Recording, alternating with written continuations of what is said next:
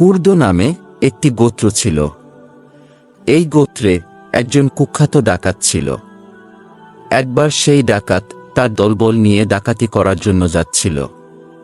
একটি বনের ধারে তারা ডাকাতির অপেক্ষায় বসেছিল। হঠাৎ ডাকাত সর্দার দেখল যে একটি পাখি একটি মৃত খেজুর গাছে বারবার উড়ে যাচ্ছে। তার মনে কৌতূহল জাগল যে এই পাখিটি বারবার কেন মৃত গাছটির উপরে যাচ্ছে।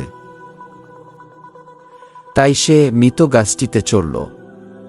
গাছে উঠে সে দেখল যে একটি অন্ধ সাপ হা করে আছে আর ওই পাখিটি তার মুখে খাবার এনে দিচ্ছে। এটা দেখে সে হতবাক হল। সে কাঁদতে শুরু করল। সে ভাবল, একটি সাপ যখন অন্ধ হয়ে গেছে তখন মহান রিজিকদাতা আল্লাহ তার জন্য একটি পাখি নিযুক্ত করে দিয়েছে। আর সে সৃষ্টির সেরা মানুষ হয়ে রিজিকের জন্য অন্যের মালামাল লুট করার মতো নিকৃষ্ট কাজে লিপ্ত হয়ে আছে।